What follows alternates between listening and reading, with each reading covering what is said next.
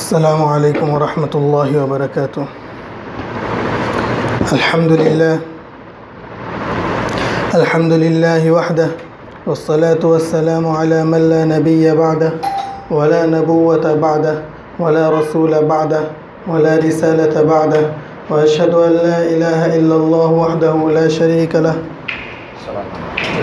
وأشهد أن محمدا عبده ورسوله وصفيه وخليله وخيرته من خلقه وأمينه على وحيه أرسله ربه رحمة للعالمين وحجة على العباد أجمعين، وصلوات الله وسلامه عليه ما ذكره الذاكرون الأبرار، وصلوات الله وسلامه عليه ما تعاقب الليل والنهار، ونسأل الله تعالى أن يجعلنا جميعا من صالح أمته وأن يحشرنا يوم القيامة في زمرته. أما بعد، فقد قال الله تبارك وتعالى في محكم تنزيله وعزيز كتابه: إن الدين عند الله الإسلام. وقال النبي صلى الله عليه وسلم: نضر الله امرأ سمع مقالتي فوعاها ثم أداها كما سمعها، فرب مبلغ أو عام سامع، أو كما قال النبي صلى الله عليه وسلم। মুআজ্জাজ সামিঈন কিরাম, সম্মানিত উপস্থিতগণ, আর ভিতরে শুনতেছি আমার মা বোনরা, আল্লাহ রব্বুল ইজ্জতের কাছে আমাদেরকে লাখো কোটিবার শুকরিয়া আদায় করা দরকার যে আল্লাহ তাআলা দুনিয়ার মধ্যে যত জিনিস সৃষ্টি করছেন, যা কিছু সৃষ্টি করছেন, তার মধ্য থেকে আল্লাহ তাআলা আমাদেরকে সবচেয়ে উত্তম এবং আশরাফুল মাখলুকাত বানাইছেন, সৃষ্টির সেরা বানাইছেন। এই জন্য আল্লাহ তাআলার কাছে আমাদেরকে শুকরিয়া আদায় করা দরকার। তারপর দ্বিতীয় নম্বরে আল্লাহ তাআলার কাছে আবারও শুকরিয়া আদায় করা দরকার দুনিয়ার মধ্যে যত মানুষ আছে তারা যে সমস্ত ধর্মকে অবলম্বন করতেছে বা যে সমস্ত ধর্মকে তারা মাইনা চলতেছে, তো ওই সমস্ত ধর্মের মধ্য থেকে যে ধর্মটা হয়েছে সেরা ধর্ম, সমস্ত ধর্মের মধ্য থেকে যে ধর্মটা সেরা ধর্ম, সেই ধর্মের অনুসরণ করার তৌফিক দান করছে আমাদেরকে। সেজন্য আল্লাহ তাআলার কাছে শুকরিয়া আদায় করা দরকার। সেই ধর্ম কি? আল্লাহ রাসূল আল্লাহ রাব্বুল ইজ্জত কোরআন পাকের মধ্যে বলেন, ইন্নাদ-দীন ইনদাল্লাহিল ইসলাম। দ্বীন ইনদাল্লাহিল ইসলাম, আল্লাহ তাআলার কাছে নির্ভরযোগ্য গ্রহণযোগ্য ধর্ম যেটা, সেটা হচ্ছে ইসলাম। ইসলাম ছাড়া অন্য কোনো ধর্ম যদি নিয়ে আসে, আল্লাহ তাআলা বলছে ওয়া ইয়াবতাগি গায়রাল ইসলামি দীনান ফালা ইউকবালা মিন, সেটা আল্লাহ তাআলা কখনো গ্রহণ করবে না। তো সর্বশ্রেষ্ঠ ধর্ম আল্লাহ তাআলা আমাদেরকে দিয়েছেন, যে ধর্মকে ইসলাম ধর্ম বলে, যেটাই সত্য ধর্ম এবং সঠিক ধর্ম, এটা আল্লাহ তাআলা আমাদেরকে দিয়েছেন। এজন্য আল্লাহ তাআলার কাছে আমাদেরকে শুকরিয়া আদায় করা দরকার। এখন যে কেউ প্রশ্ন করতে পারে যে সবাই তো নিজের ধর্মকে সত্য ধর্ম বলে, তো আপনারা আপনার ধর্মকে সত্য বলতেছেন, এটা আপনার বলার মধ্যে অন্যদের বলার মধ্যে কি পার্থক্য রয়ে গেছে? তো এটার উত্তরে এটা বলা হয় যে ভাই, সবাই তো বলার মতো তো সবাই আছে, কিন্তু চারটা প্রশ্ন এরকম আছে যেই চারটা প্রশ্নের উত্তর অন্য কোনো ধর্মের কাছে নাই। আল্লাহ রাব্বুল ইজ্জত সমস্ত দুনিয়ার লোকদেরকে জান্নাতের দিকে নিয়ে যাওয়ার জন্য এবং হেদায়েত দেওয়ার জন্য আল্লাহ তাআলা আম্বিয়া আলাইহিস সালাতু ওয়াস সালামকে পাঠাইতেন। 1,24,000 কমবেশ আম্বিয়া আলাইহিস সালাতু ওয়াস সালাম আসছেন। এখন প্রশ্ন হয়েছে, এরকম কয়জন নবী আছে যে নবীর পুরা দুনিয়ার মানুষকে আল্লাহর দিকে ডাকছে? তো জাহের যে ব্যক্তি পুরা দুনিয়াকে নিজের কাছে ডাকছে, তো পুরা দুনিয়া তার কাছেই যাবে। যদি পুরা দুনিয়াকে এক ব্যক্তি না ডাকা থাকে, তো পুরা দুনিয়া তার কাছে কেন যাবে? আমরা যদি কোরআনে পাক দেখি, তো পুরা কোরআনের মধ্যে আল্লাহ রাব্বুল ইজ্জত আম্বিয়া আলাইহিস সালাতু ওয়াস সালামের ঘটনা শুনাইতেছেন এবং তাদেরকে কোথায় পাঠাইছেন, কাদের কাছে পাঠাইছেন সেটাও বলছেন। আল্লাহ তাআলা বলতেছেন, লাকাদ আরসালনা নূহান ইলা কওমি। হযরত নূহ আলাইহিস সালাতু ওয়াস সালাম আল্লাহর একজন নবী, আমি ওনাকে পাঠাইছি, আল্লাহ তাআলা ওনাকে পাঠাইছে পুরা দুনিয়ার কাছে না, ইলা কওমিহি, শুধুমাত্র ওনার কওমের কাছে। গোত্রের কাছে। আর উনি যখন দাওয়াত দিলেন তো উনি এটাই বলতেছেন, ক্বালা ইয়া কওমি আবুদুল্লাহ, আমার কওম তোমরা আল্লাহ তাআলার ইবাদত করো। অথচ ইবাদত করা দরকার, পুরো দুনিয়ার মানুষই আল্লাহর ইবাদত করবে। কিন্তু নূহ আলাইহিস সালাতু ওয়াস সালাম যেহেতু পুরো দুনিয়ার নবী না, উনি শুধু ওনার নিজের গোত্রের জন্য নবী হয়ে আসছেন, উনি নিজের গোত্রের লোকদেরকে আল্লাহর দিকে ডাকতেছেন। ওয়া ইলা আদিন আখাহুম হুদা, হযরত হুদ আলাইহিস সালামও আল্লাহর নবী। আল্লাহ তাআলা ওনাকে পুরো দুনিয়ার মধ্যে পাঠান নাই, বরং আল্লাহ তাআলা ওনাকে কওমে আদের জন্য নবী বানায় পাঠাইছেন। উনিও পুরো দুনিয়াকে আল্লাহর দিকে ডাকে নাই, শুধুমাত্র কওমে আদকে আল্লাহর দিকে ডাকছে। ওয়া ইলা সামুদ আখাহুম সালেহা, হযরত সালেহ আলাইহিস সালাম আল্লাহ তাআলার একজন নবী। আর কওমে সামুদের মধ্যে আল্লাহ তাআলা ওনাকে পাঠাইছে, পুরো দুনিয়ার জন্য পাঠান নাই। আর উনিও পুরো দুনিয়াকে আল্লাহর দিকে ডাকে নাই, শুধুমাত্র ওনার নিজের কওমকে, নিজের গোত্রকে আল্লাহর দিকে ডাকছে। মাদিয়ান একটা জায়গা, হযরত শুআয়ব আলাইহিস সালাম আল্লাহর একজন নবী, ওনাকে আল্লাহ তাআলা ওই মাদিয়ান জায়গার মধ্যে পাঠাইছে। উনিও ওই এলাকার লোকদেরকে আল্লাহর দিকে ডাকছে, বাকি দুনিয়ার লোকদেরকে ডাকে নাই। তো বাকি দুনিয়ার লোকদেরকেও আল্লাহ ইবাদত করাই উচিত, কিন্তু আল্লাহ তাআলা যেহেতু ওনাকে বাকি দুনিয়ার কাছে পাঠান নাই, হযরত শুআয়ব আলাইহিস সালাম বাকি দুনিয়াকে ডাকে নাই।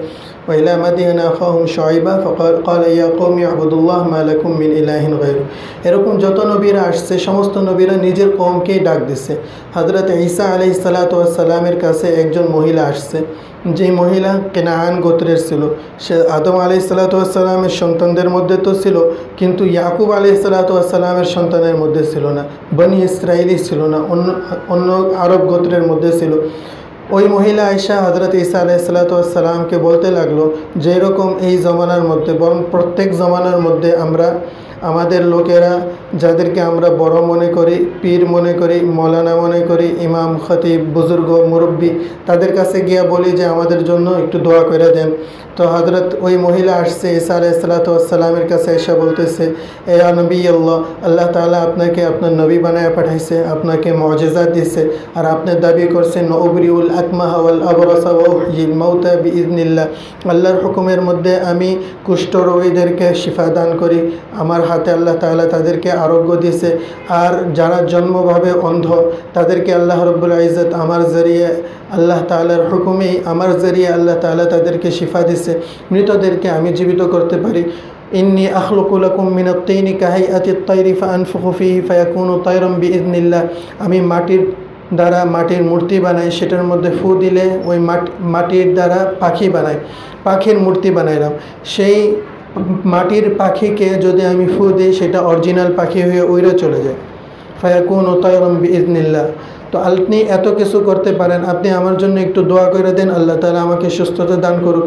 হযরত ঈসা আলাইহিস সালাতু ওয়াস সালাম ওই মহিলাকে দূরে সরাই দিলেন আর বলতেছেন যে এখান থেকে চলে যাও, চলে যাও, আল্লাহ তাআলা আমাকে বনি ইসরাইলের নবী বানায় পাঠাইছে, বনি ইসরাইলের ভেড়ার খাবার তোমাদেরকে দেওয়ার জন্য আল্লাহ তাআলা আমাকে দেয়নি। বনি ইসরাইলের ভেড়ার খাদ্যকে অন্য কারোর সামনে ডালতে আল্লাহ তাআলা আমাকে পাঠান না, আল্লাহ তাআলা আমাকে শুধুমাত্র বনি ইসরাইলের নবী বানায় পাঠিয়েছে। তো আজকালও যে সমস্ত বাইবেলের মধ্যে হযরত ঈসা আলাইহিস সালাতু ওয়াস সালামের ছবি তারা বানায় রাখছে, সেখানে দেখে একজন ব্যক্তি ভেড়া চড়াইতেছে। এক এলাকার মধ্যে, পাকিস্তানে এক এলাকার মধ্যে এক স্কুলের মধ্যে এক পাদ্রির ছেলে আর এক মৌলানা সাহেবের ছেলে দুইজন একসাথে পড়তো, তাদের দুইজনের মধ্যে বন্ধুত্ব হয়ে গেছে। এখন মৌলানা সাহেবের ছেলে ওই পাদ্রির ছেলেকে যখন তাদের কোনো ওয়াজ মেহফিল হয়, দোয়া মেহফিল হয়, যে কোনো অনুষ্ঠান হয়, তো ওই পাদ্রির ছেলেকে নিয়ে আসে। তো একদিন পাদ্রির ছেলে বলতেছে আজকে আমাদেরও অনুষ্ঠান আছে, তোমাকে আমার এখানে চলতে হবে, যাইতে হবে, তোমাদের অনুষ্ঠানে তো আমি আসি, আমাদের অনুষ্ঠানে তোমরা আসো। তো বলছে ঠিক আছে, দেখে তোমাদের অনুষ্ঠান কেমন হয়। তো নিয়ে গেল। তাদের আকীদা হয়েছে তারা পুরুষ মহিলারা সবাই এক লাইনে দাঁড়ায় যায়, পাদ্রি এক জায়গার মধ্যে দাঁড়ায় থাকে, সবাই পাদ্রির সামনে গিয়ে হাঁটুর মধ্যে ঝুঁকে দাঁড়ায় যায়, মাথা নত করে দাঁড়ায় যায়। পাদ্রি তাদের মাথার উপর হাত রাখা জিজ্ঞাসা করে তুমি কে? এখন তাদের মধ্যে কেউ যদি এরকম বলে যে ভাই আমি আল্লাহ তাআলার ছেলে হযরত ঈসা আলাইহিস সালাতু ওয়াস সালামের ভেড়া, আমি আল্লাহর ছেলে ঈসা আলাইহিস সালামের ভেড়া। তো তারা মনে করে তাদের আকীদা, তাদের ঈমান তাজা হয়ে গেছে। আমরা আমাদের ঈমান তাজা করি নামাজ পড়ে, রোজা রেখে, কোরআন তেলাওয়াত করে, আল্লাহর জিকির করে, দাওয়াত দিয়ে, আল্লাহর দিকে ডেকে আমরা আমাদের ঈমান এইভাবে তাজা করি। তারা মনে করে তাদের ঈমান তাজা হয় এইভাবে 1 বছরের জন্য, সামনের বছর আল্লাহ তাআলা জীবিত রাখলে আবারও ঈমান তাজা করে নেবে। তো ওই মৌলানা সাহেবের ছেলে দেখতেছে ঈমান তাজা করার এরকম সিস্টেম তো আগে আমি দেখি নাই, এটা তো নতুনই কিছু মনে হইতেছে, এর আগে তো কোনো এই সময় এই সিস্টেম দেখি নাই। তো চিন্তা করতেছে এখন যদি সবাই ঈমান তাজা করতেছে আর আমি এখানে দাঁড়ায় থাকি, এটাও গায়ের মুনাসিব মনে হয়, দেখতে খারাপ লাগে। তো চিন্তা ভাবনা করে শেষমেশ ওখানে দাঁড়ায় গেছে লাইনের মধ্যে।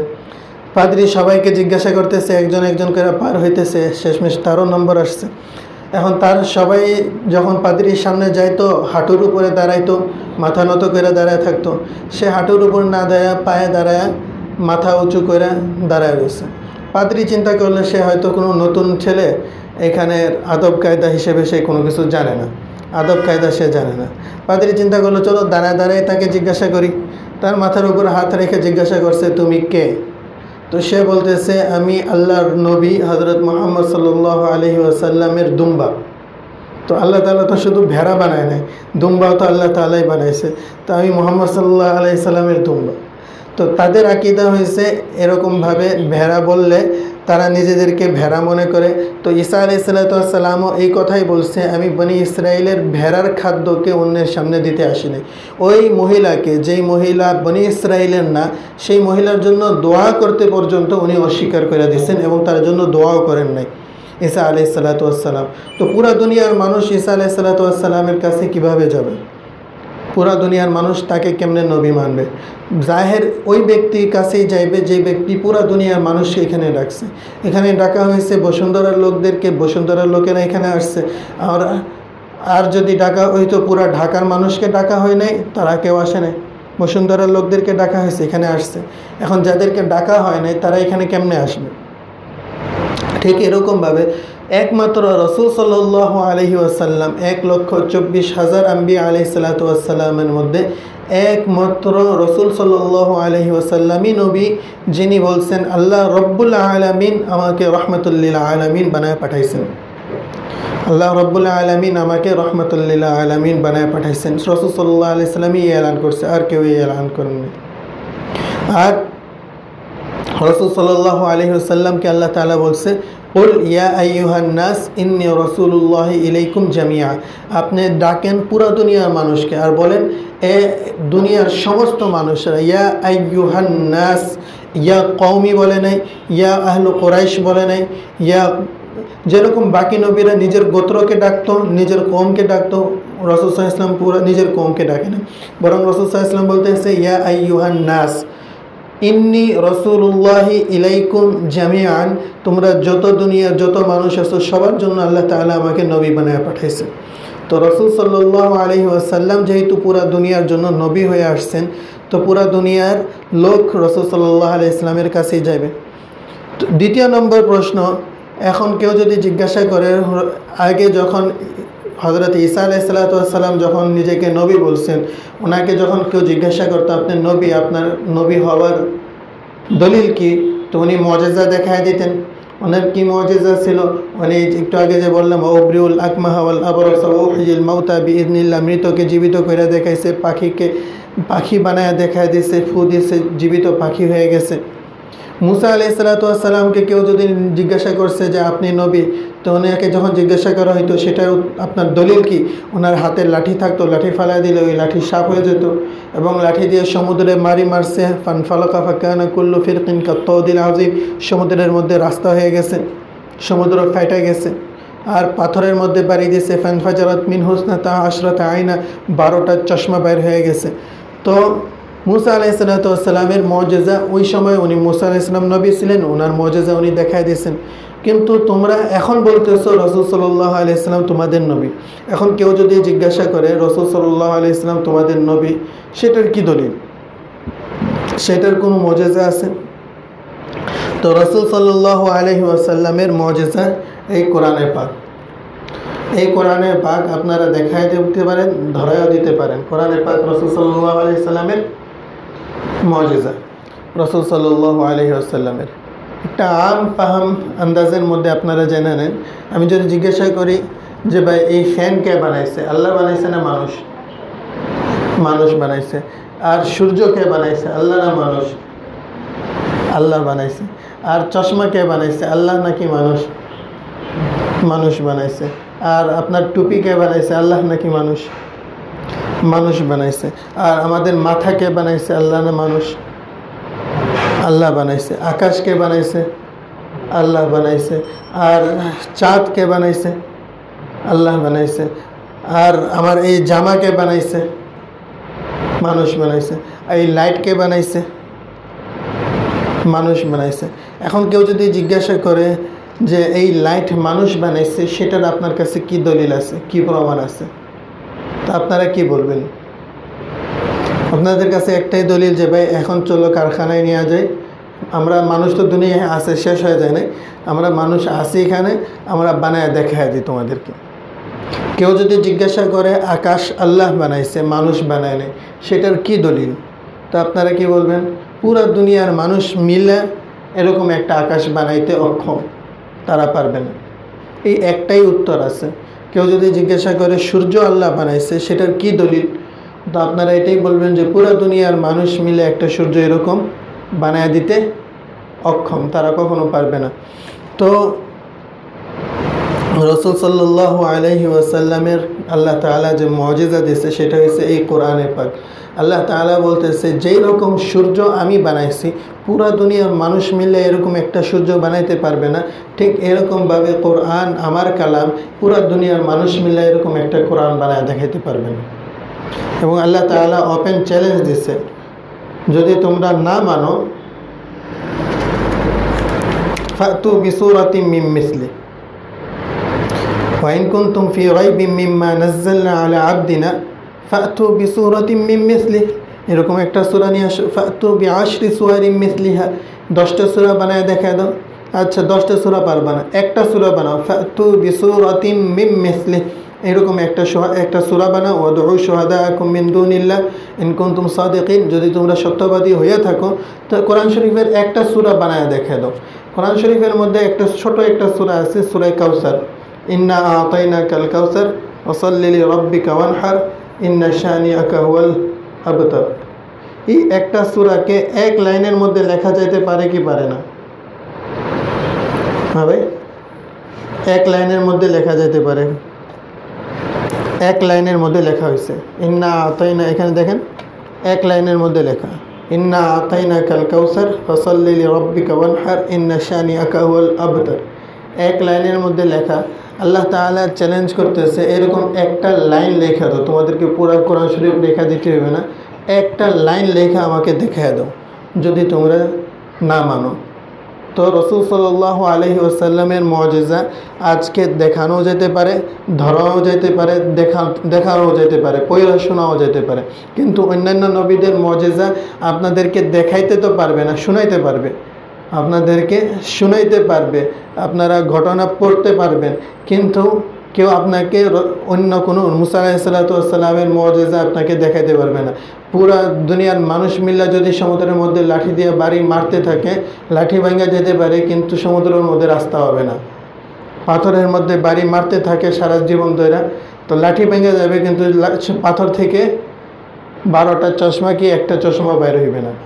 কিন্তু রাসূল সাল্লাল্লাহু আলাইহি ওয়াসাল্লামের মুজিজা কিয়ামত পর্যন্ত যত মানুষ আছে সমস্ত মানুষকে দেখানোও যাবে, ধরানোও যাবে। এটা আল্লাহ রাব্বুল ইজ্জত মুজিজা দিয়ে দিয়েছে। তো দাওয়া হয়ে গেল আর দলিলও হয়ে গেল। এখন প্রশ্ন হয়েছে, রাসূল সাল্লাল্লাহু আলাইহি ওয়াসাল্লাম আসছেন 1400 বছর পূর্বে, এখন রাসূল সাল্লাল্লাহু আলাইহি ওয়াসাল্লামের এখন পর্যন্ত হুজুর সাল্লাল্লাহু আলাইহি ওয়াসাল্লামের দ্বীন মাহফুজ আছে কিনা, হুজুর সাল্লাল্লাহু আলাইহি ওয়াসাল্লামের দ্বীন মাহফুজ আছে কিনা, সুরক্ষিত আছে কিনা, সংরক্ষণ করা হয়েছে কিনা, আছে কিনা, হেফাজতের সাথে আছে কিনা, না চেঞ্জ হয়ে গেছে।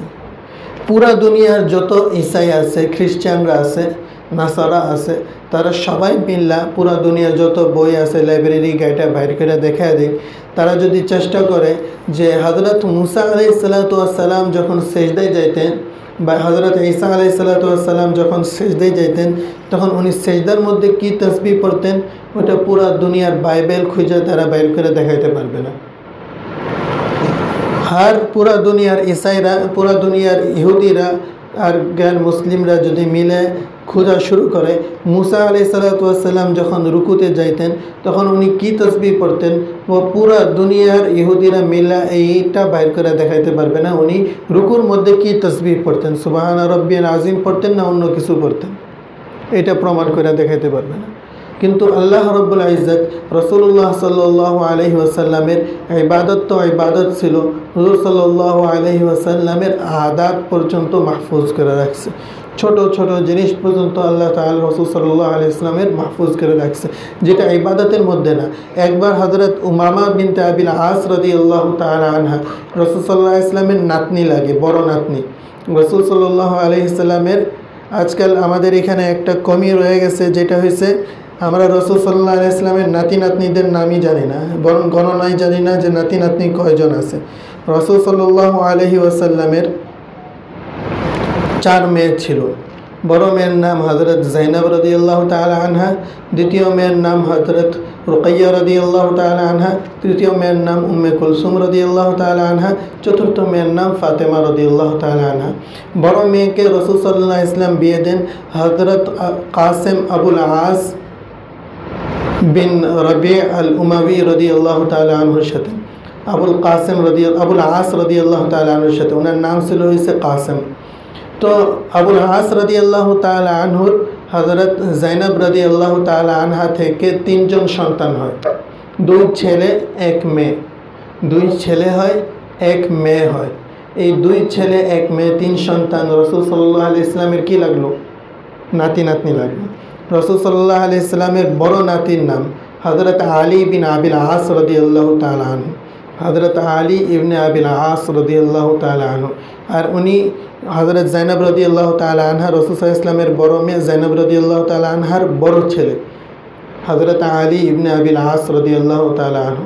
আজকাল দুনিয়া এই নামকে ভুলে গেছে, হালাকে ওনার অনেক কাহিনী আছে এবং অনেক ইতিহাসও আছে। হযরত আলী ইবনে আবিল আস রাসূল সাল্লাল্লাহু আলাইহি ওয়াসাল্লাম যখন ফাতা মক্কার জন্য ভিতরে আসতেছিলেন, হুজুর সাল্লাল্লাহু আলাইহি ওয়াসাল্লাম উটনির পিছনে একজন বসা ছিল, যে 8-10 বছরের একটা ছেলে বসা ছিল, যে ছেলে ছিল হচ্ছে আলী ইবনে আবিল আস রাদিয়াল্লাহু তাআলা আনহু, যাকে রদিফে রাসূলুল্লাহ বলে হাদিসের কিতাবের মধ্যে আখ্যায়িত করা হয়েছে। এবং কাবা শরীফের ভিতরে ফাতা মক্কার পর কাবা শরীফের ভিতরে 360টা মূর্তি ছিল। এই 360টা মূর্তিকে যে ভাঙছে সে হয়েছে রাসূল সাল্লাল্লাহু আলাইহি ওয়াসাল্লামের বড় নাতি হযরত আলী ইবনে আবিল আস রাদিয়াল্লাহু তাআলা আনহু। রাসূল সাল্লাল্লাহু আলাইহি ওয়াসাল্লামের কাঁধের উপর চড়ে গেছে, রাসূল সাল্লাল্লাহু আলাইহি ওয়াসাল্লাম ওনার হাতের মধ্যে একটা লাঠি দিয়ে দিয়েছেন, ওই লাঠি দিয়ে হুজুর সাল্লাল্লাহু আলাইহি ওয়াসাল্লাম মূর্তির দিকে ইশারা করতেন আর জা আল হক ওয়া যাহাকাল বাতিল ইন্নাল বাতিলা কানা যাহুকা বলে ইশারা করতেন। আলী ইবনে আবিল আস রাদিয়াল্লাহু তাআলা আনহু সেটাকে বাড়ি মাইরা ভেঙে ফেলতেন। এবং ইয়ারমুকের যুদ্ধে ওইভাবে করতে 360টা মূর্তি হযরত আলী বিন আবিল আস রাদিয়াল্লাহু তাআলা আনহু রাসূল সাল্লাল্লাহু আলাইহি ওয়াসাল্লামের নাতি উনি ভাঙছেন। আর ইয়ারমুকের যুদ্ধের মধ্যে উনি শহীদ হন, রাসূল সাল্লাল্লাহু আলাইহি ওয়াসাল্লামের বড় নাতি। দ্বিতীয় রাসূল হযরত যায়নাব রাদিয়াল্লাহু তাআলা আনহার মেয়ে হয়, যার নাম ছিল হইছে উমামা বিনতে আবিল আস, উমামা বিনতে আবিল আস রাদিয়াল্লাহু তাআলা আনহা। উমামা বিনতে আবিল আস রাদিয়াল্লাহু তাআলা আনহার ব্যাপারেও অনেক হাদিসের মধ্যে আসছে। রাসূল সাল্লাল্লাহু আলাইহি ওয়াসাল্লাম নামাজ পড়তেন, তো একবার এখন যেটা ঘটনা শুনাইতেছিলাম, রাসূল সাল্লাল্লাহু আলাইহি ওয়াসাল্লাম নামাজ পড়তেছিলেন, উমামা বিনতে আবিল আস এসে কোলের মধ্যে নিয়ে আয়সা পড়ছেন। রাসূল সাল্লাল্লাহু আলাইহি ওয়াসাল্লাম ওনাকে কোলে নিয়ে পুরা নামাজ পড়ছেন। হযরত উমামা বিনতে আবিল আস রাদিয়াল্লাহু তাআলা আনহাকে কোলে নিয়েই নামাজ পড়ছেন। এবং যখন মাল আসতো, মাঝে মধ্যে গনিমতের মাল আসতো, তো রাসূল সাল্লাল্লাহু আলাইহি ওয়াসাল্লাম হযরত উমামা রাদিয়াল্লাহু তাআলা আনহাকে মাঝে মধ্যে কোনো হারকে পরায় দিতেন, সুন্দর খেলার তোরপর আদর করে ওনাকে মাঝে মধ্যে পড়াইতেন, এমনিতে দিয়ে দিতেন না, পড়াইতেন, মাঝে মধ্যে খেলতেন ওনার সাথে এইভাবে। এবং নামাজের মধ্যে উনি বসেছিলেন, রাসূল সাল্লাল্লাহু আলাইহি ওয়াসাল্লাম সেজদায় ছিলেন, উমামা বিনতে আবিল আস রাদিয়াল্লাহু তাআলা আনহা এসে পিঠে উঠে গেছে। সাহাবারা আসছে ওনাকে সরানোর জন্য, রাসূল সাল্লাল্লাহু আলাইহি ওয়াসাল্লাম ইশারা করে দিয়েছেন না থাক, খেলতে দাও ওকে। এবং রাসূল সাল্লাল্লাহু আলাইহি ওয়াসাল্লাম ওনাকে কোলে নিয়েও নামাজ পড়াইতেন। এবং উমামা বিনতে আবিল আস রাদিয়াল্লাহু তাআলা আনহা উনি ওই রাসূল সাল্লাল্লাহু আলাইহি ওয়াসাল্লামের নাতনি, যে হযরত আলী রাদিয়াল্লাহু তাআলা আনহু যখন ওনার বিবাহ হয়, আলী রাদিয়াল্লাহু তাআলা আনহুর বিবাহ প্রথমে রাসূল সাল্লাল্লাহু আলাইহি ওয়াসাল্লাম দেন ফাতেমা রাদিয়াল্লাহু তাআলা আনহার সাথে। রাসূল সাল্লাল্লাহু আলাইহি ওয়াসাল্লামের চতুর্থ মেয়ে। যখন ওনার ইন্তেকালের সময় হয় ফাতেমা রাদিয়াল্লাহু তাআলা আনহার, হযরত আলী রাদিয়াল্লাহু তাআলা আনহু পেরেশান ছিলেন, কাঁদতেছিলেন, বলছেন তোমার মতো তো স্ত্রী তো আমি আর পাবো না। হযরত ফাতেমা রাদিয়াল্লাহু তাআলা আনহা বললেন, যদি তুমি আমার মতো স্ত্রী পাইতে চাও তাহলে আমার মৃত্যুর পরে হযরত উমামা বিনতে আবিল আসকে বিবাহ করো। তো হযরত আলী রাদিয়াল্লাহু তাআলা আনহু উমামা বিনতে আবিল আস রাদিয়াল্লাহু তাআলা আনহাকে বিবাহ করছেন এবং ওনা থেকে হযরত আলী রাদিয়াল্লাহু তাআলা আনহুর দুইজন ছেলে হযরত যায়েদ বিন আলী এবং ইয়াহইয়া বিন আলী। তৃতীয় ছেলে হয় হযরত যায়নাব রাদিয়াল্লাহু তাআলা আনহার, রাসূল সাল্লাল্লাহু আলাইহি সাল্লামের নাতনি। তৃতীয় নাতি হয় যার নাম রাখার আগেই উনি ইন্তেকাল করে যায়। তো এরা তিনজন রাসূল সাল্লাল্লাহু আলাইহি সাল্লামের কী লাগলো? নাতি নাতনি লাগলো। দ্বিতীয় মেয়ে রাসূল সাল্লাল্লাহু আলাইহি সাল্লামের রুকাইয়া রাদিয়াল্লাহু তাআলা আনহা। ওনার প্রথমে বিবাহ হয় হযরত আবু লাহাবের ছেলে উতবার সাথে, কিন্তু সে বিবাহের রুখসতের পূর্বেই তালাক দিয়ে দেয় এবং রাসূল সাল্লাল্লাহু আলাইহি ওয়াসাল্লামের সাথে দুর্ব্যবহার করে। এবং রাসূল সাল্লাল্লাহু আলাইহি ওয়াসাল্লাম ওনার নিকাহ হযরত রুকাইয়া রাদিয়াল্লাহু তাআলা আনহার নিকাহ আবার হযরত ওসমান রাদিয়াল্লাহু তাআলা আনহুর সাথে করে। ওসমান রাদিয়াল্লাহু তাআলা আনহু থেকে হযরত রুকাইয়া রাদিয়াল্লাহু তাআলা আনহার একজন ছেলে হয় যার নাম ছিল আব্দুল্লাহ বিন ওসমান। তো আব্দুল্লাহ বিন ওসমান রাদিয়াল্লাহু তাআলা আনহু রাসূল সাল্লাল্লাহু আলাইহি ওয়াসাল্লামের নাতি লাগলো। কয়জন হলো? 4 জন। হযরত উম্মে কুলসুম রাদিয়াল্লাহু তাআলা আনহার নিকাহ রাসূল সাল্লাল্লাহু আলাইহি ওয়াসাল্লাম ওসমান রাদিয়াল্লাহু তাআলা আনহুর সাথে দেন, কিন্তু ওনার কোনো সন্তান হয় না। চতুর্থ মেয়ে হযরত ফাতেমা রাদিয়াল্লাহু তাআলা আনহা, ওনার নিকাহ রাসূল সাল্লাল্লাহু আলাইহি ওয়াসাল্লাম আলী রাদিয়াল্লাহু তাআলা আনহুর সাথে দেন। 3 জন মেয়ে হয়, 3 জন ছেলে হয়। প্রথম মেয়ে হয় যার নাম রাখা হয়েছে যায়নাব রাদিয়াল্লাহু তাআলা আনহা। দ্বিতীয় মেয়ে হয় যার নাম রাখা হয়েছে হযরত ফাতেমা রাদিয়াল্লাহু তাআলা আনহা। ওনার দ্বিতীয় বোন হযরত রুকাইয়ার নামের উপর নাম রাখেন রুকাইয়া রাদিয়াল্লাহু তাআলা আনহা। তৃতীয় মেয়ে হয় যার নাম ফাতেমা রাদিয়াল্লাহু তাআলা আনহা, তৃতীয় বোনের নামের উপর উম্মে কুলসুম রাখেন। চতুর্থ ছেলে হয় যার নাম রাখা হয়েছে রাসূল সাল্লাল্লাহু আলাইহি ওয়াসাল্লাম, প্রথমে ওনারা হারব রাখছিল, রাসূল সাল্লাল্লাহু আলাইহি ওয়াসাল্লাম চেঞ্জ করে হাসান রাখছেন। পঞ্চম ছেলে হয় রাসূল সাল্লাল্লাহু আলাইহি ওয়াসাল্লাম ওনার নাম রাখছেন হুসাইন। ষষ্ঠ ছেলে হয় যার নাম রাসূল সাল্লাল্লাহু আলাইহি ওয়াসাল্লাম মুহসিন রাখছিলেন। এই 6 জন হয়েছে ফাতেমা রাদিয়াল্লাহু তাআলা আনহার ছেলে মেয়ে। তো রাসূল সাল্লাল্লাহু আলাইহি ওয়াসাল্লাম এই 6 জনই রাসূল সাল্লাল্লাহু আলাইহি ওয়াসাল্লামের নাতি নাতনি। তো রাসূল সাল্লাল্লাহু আলাইহি ওয়াসাল্লামের মোট নাতি নাতনি হইল 10 জন। 6 জন নাতি, 4 জন নাতনি। তো এই নামগুলোকে আল্লাহ রাব্বুল ইজ্জত মাহফুজ করে রাখছে। উমামা রাদিয়াল্লাহু তাআলা আনহা যে রাসূল সাল্লাল্লাহু আলাইহি ওয়াসাল্লামের একবার নামাজ পড়ছেন, ওনাকে কাঁধে নিয়ে কোলে নিয়ে পুরো নামাজ রাসূল সাল্লাল্লাহু আলাইহি ওয়াসাল্লাম পড়ছেন, সেটাকেও আজকে কিতাবের মধ্যে মাহফুজ করে রাখা হয়েছে। ছোট ছোট আদাব যেগুলি আছে, যেটা না জানলে মানুষকে কোনো অসুবিধা হইতো না, দিনের মধ্যে কোনো ক্ষতি নাই, সেই জিনিসগুলোকে আল্লাহ রাব্বুল ইজ্জত মাহফুজ সুরক্ষিত সংরক্ষণ করে রাখছে। আর অন্য কোনো ধর্মের কোনো জিনিসকে আল্লাহ তাআলা এরকম সুরক্ষিত সংরক্ষণ করে রাখে না, বরং ওই সমস্ত ধর্ম যে কিতাবগুলি যেটা আছে তাওরাত এবং জবুর এবং ইনজিল এবং অন্যান্য সাহিফা যেগুলি নাজিল হয়েছে, সেগুলি যেই ভাষায় ছিল ইবরানি ভাষা, ওই ভাষাই আল্লাহ তাআলা দুনিয়া থেকে শেষ করে দিয়েছে। ওই ভাষাটাকে আল্লাহ তাআলা দুনিয়া থেকে শেষ করে দিয়েছে, ওই ভাষাই বাকি নেই এখন। পুরা দুনিয়ার মধ্যে কোনো একটা দেশ দেখানো যাবে না যেই দেশের মধ্যে রাষ্ট্রভাষা হিসেবে বা মাতৃভাষা হিসেবে ইবরানি ভাষা বলা হয়। আর পুরা দুনিয়ার মধ্যে দেশ তো দূরের কথা, কোনো একটা বিভাগ নাই, কোনো একটা গ্রাম নাই, জেলা নাই, ইউনিয়ন নাই, কোনো একটা ঘর নাই যে ঘরের মধ্যে ইবরানি ভাষা জীবিত ভাষা হিসেবে বলা হয় পুরা দুনিয়ার মধ্যে। তো আল্লাহ তাআলা যেই ধর্মকে শেষ করে দিতে হইলে সেই ধর্মের ভাষাটাকে আল্লাহ তাআলা শেষ করে দিয়েছে, সেই ধর্মের ভাষাটাকে আল্লাহ তাআলা জীবিত রাখেন নাই, সংরক্ষণ রাখেন নাই। আর হযরত সাল্লাল্লাহু আলাইহি ওয়াসাল্লাম রাসূল সাল্লাল্লাহু আলাইহি ওয়াসাল্লামের দ্বীনের ছোট ছোট জিনিসকে আল্লাহ তাআলা মাহফুজ করে রাখছে, যেটা না জানলে কোনো অসুবিধা নাই, যেটা না জানলে দ্বীনের কোনো ক্ষতি হয় না, সেই জিনিসকে আল্লাহ তাআলা মাহফুজ করে রাখছে। রাসূল সাল্লাল্লাহু আলাইহি ওয়াসাল্লামের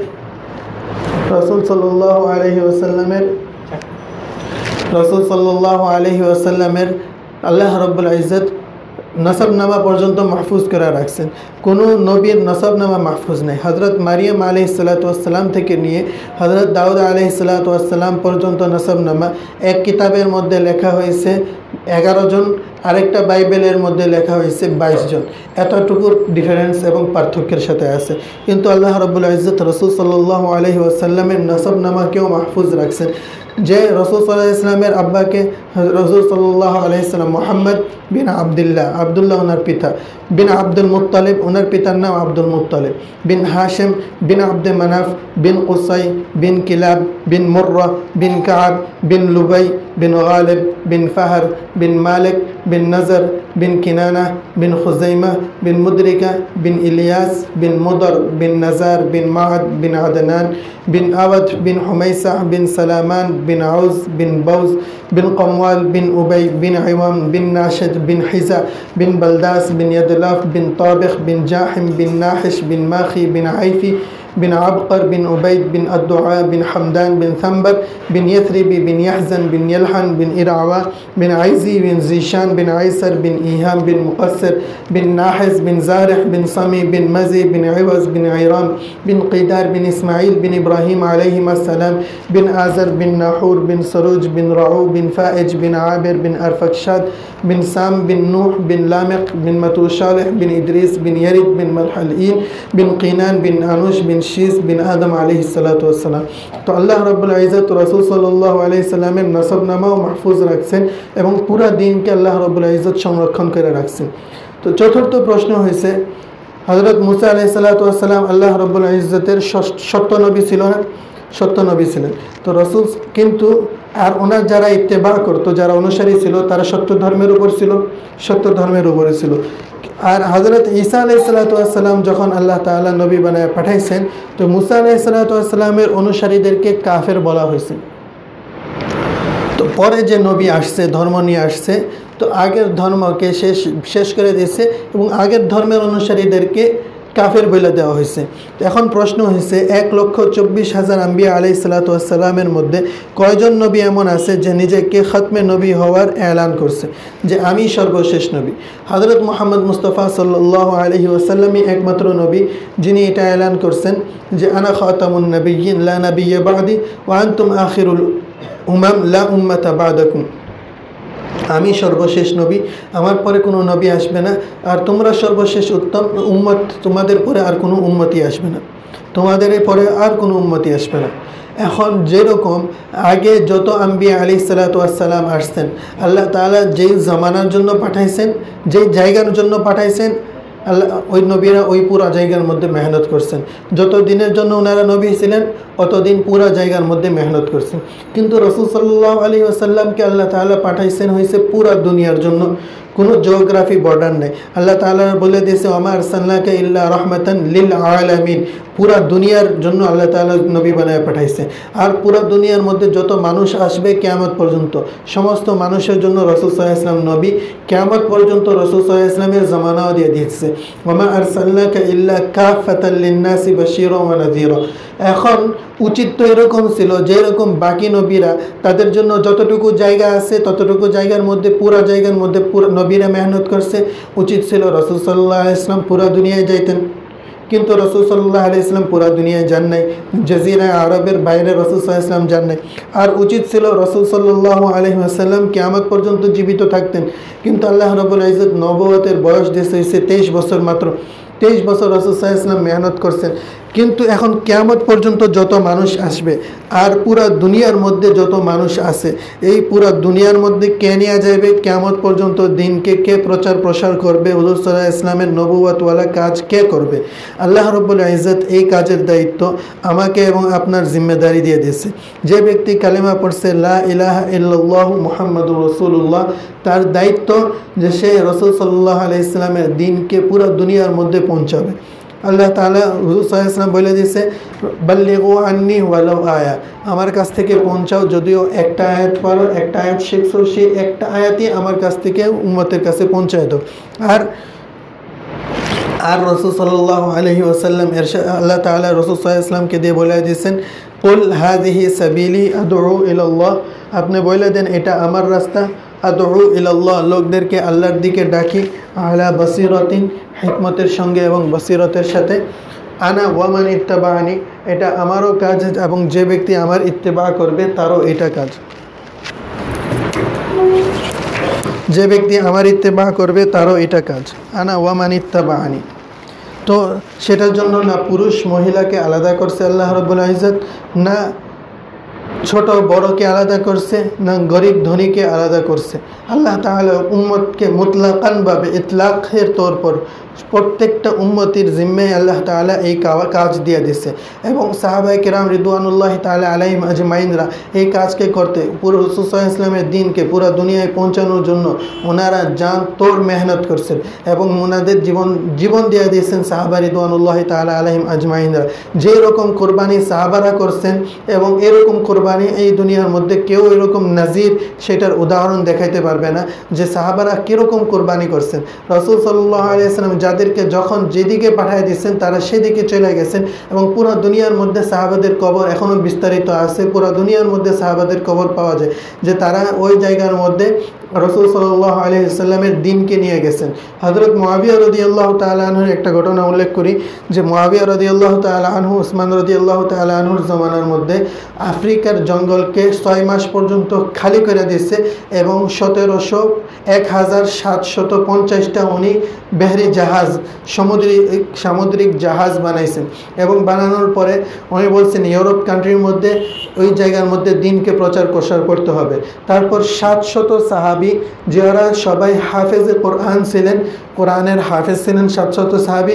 আর সাহাবীর হাফেজে কোরআন আমাদের জমানার হাফেজে কোরআনের মতন না। সাহাবারা যারা হাফেজে কোরআন তারা ফকিহ হইতেন এবং তারা সম্পূর্ণ দিনের মাসলা মাসাইল জানতেন। আমাদের উম্মতের মধ্যে মুজতাহিদিন যে তবকা ছিল সেই রকম হইতেন সাহাবা রিদওয়ানুল্লাহি তাআলা আলাইহিম আজমাইনরা। তো 700 সাহাবাদের নিয়ে আসা তাদেরটা ছোট ছোট 70টা জামাত বানাইছে। 700 সাহাবিদের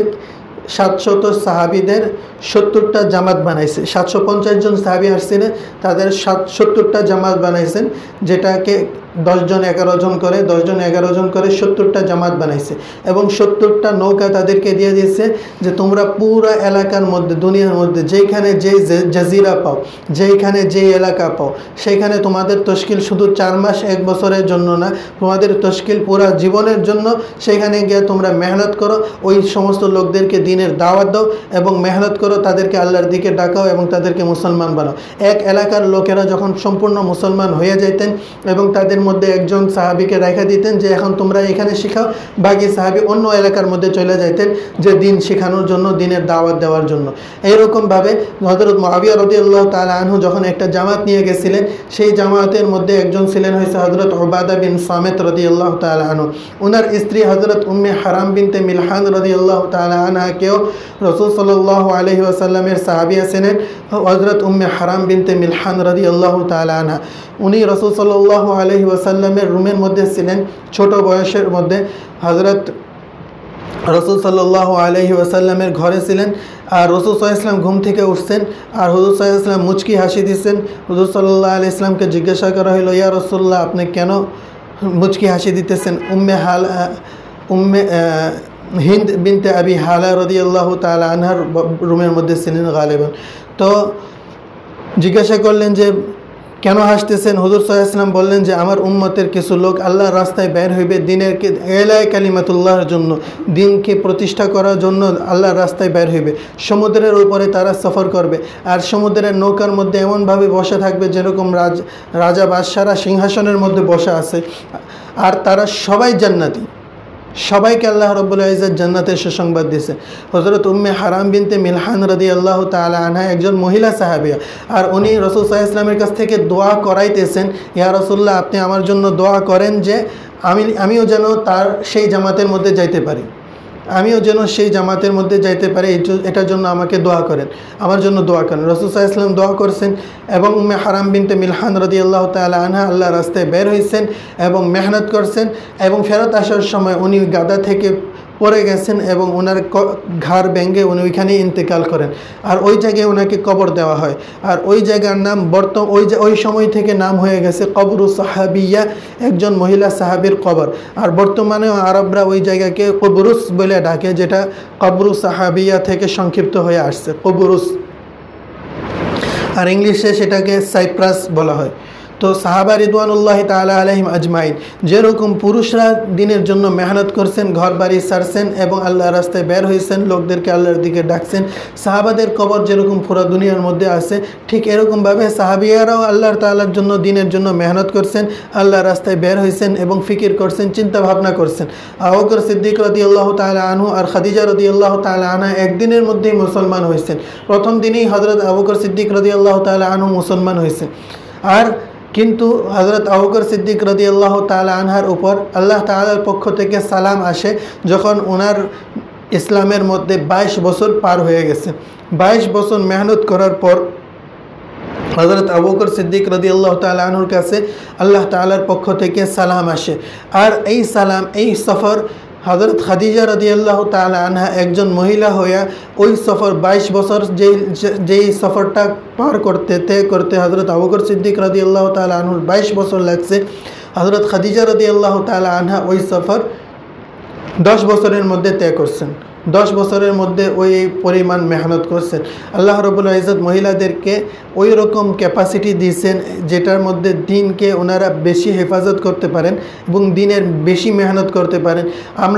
আমরা যারা মা বোনরা এখানে আসি, যারা শুনতেছি, আর আমরা যদি মেহনতটাকে ভালোভাবে করি আর গুরুত্বের সহকারে করি, আল্লাহ তাআলা আমাদের ইনশাআল্লাহ পুরুষদের থেকেও বেশি কাজ নেবে। যেরকম সাহাবিয়াদের থেকে আল্লাহ রাব্বুল ইজ্জত পুরুষদের থেকেও বেশি অনেক জায়গার মধ্যে পুরুষদের থেকে বেশি কাজ নিছে। ইয়ারমুকের যুদ্ধের মধ্যে পুরুষ সাহাবীরা যুদ্ধ করতে করতে হঠাৎ করে তারা ফেরত চলে আসতেছিল, মৌতের ভয়ে পিছনে আসতেছিল। সেই সময় মহিলা সাহাবীরা তলোয়ার নিয়ে এবং বাঁশের যে তাঁবু ছিল, তাঁবুর যে বাঁশ ছিল, বাঁশ নিয়ে যুদ্ধের ময়দানের মধ্যে নামছে এবং তারা যুদ্ধও করছেন, জান প্রাণও দিয়েছেন। মহিলা সাহাবিয়ারা তারা বাঁশ নিয়ে যুদ্ধ করতেছেন। যে সময় পুরুষরা দৌড়ায় চলে যাইতেছিল, সেই সময় মহিলারা যুদ্ধের মধ্যে নামছেন এবং মহিলারা যুদ্ধের মোড়কেই চেঞ্জ করে দিচ্ছে।